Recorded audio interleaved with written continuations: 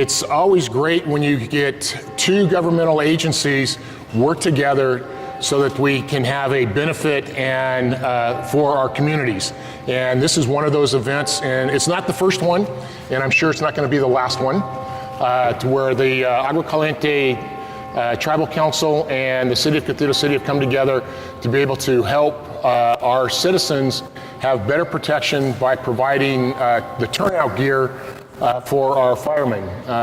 This last year, we were able to get a federal grant, SAFER grant, to be able to hire 6 new firemen. They're here. You guys raise your hands. As opposed to the older guys over here.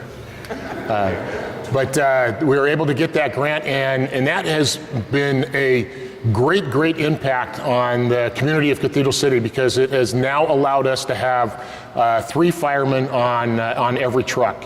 And you know, you think that going from 2 to 3 is not much of a big deal, but for when these guys are fighting fires, that is a huge advantage, and it's a huge safety issue for not only the citizens, but for these guys too.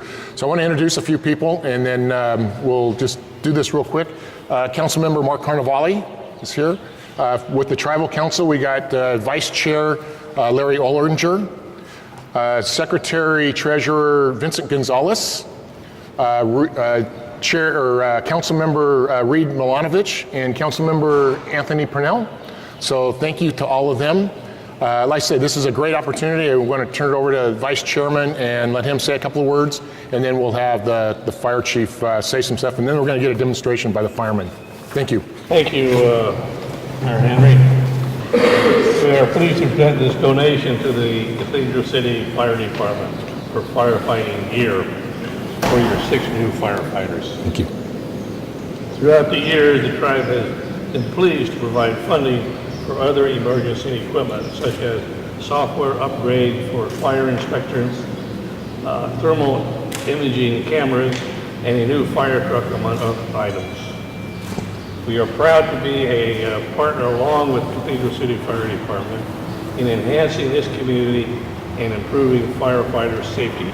Congratulations. Thank you very much. Appreciate it.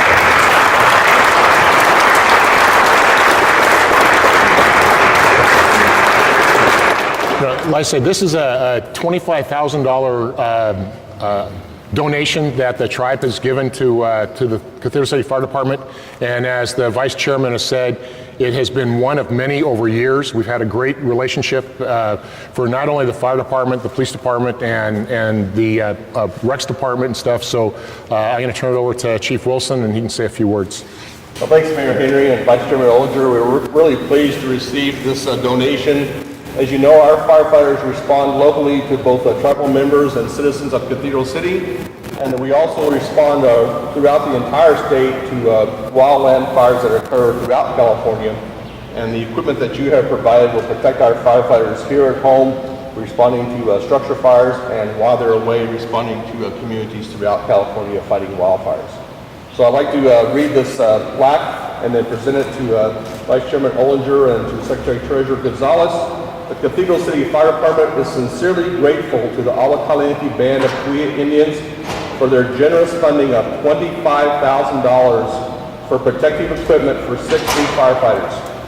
The equipment consists of firefighter protective clothing and gear, including 6 structural sets and 6 wildland sets, which provide helmets, hoods, goggles, coats, pants, gloves, and boots. The protective clothing is worn by firefighters to emergencies to facilitate the rescue of trapped victims and to suppress fires occurring in buildings, vehicles, and the wildland. We are thankful for our partnership with the Agua Caliente Band of Puya Indians that supports the strengthening and protection of our communities. May 17th, on behalf of the Cathedral City firefighters.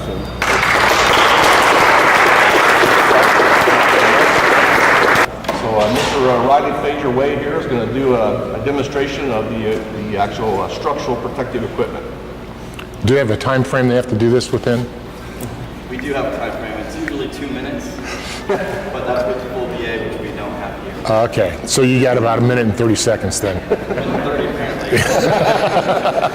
Yeah, we do time them as part of their evaluation to make sure that they can don the equipment as quickly as possible.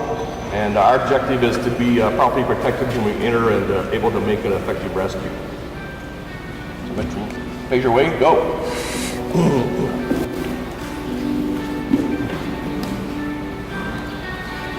His first item he's putting on his head is a protective Nomex hood, similar to what race car drivers wear. It protects his ears, is one of the more sensitive areas of the body from the heat and the exposure. He's then putting on his bunker pants. White firefighters wear suspenders in order to keep those pants up. And then he puts on the coat that gives him protection to his upper body. The coat's equipped with an interior barrier that wicks the moisture away from his body, but keeps the flame from actually penetrating. It's made out of a very specialized space-age material that is lighter in weight, but protects him from the heat.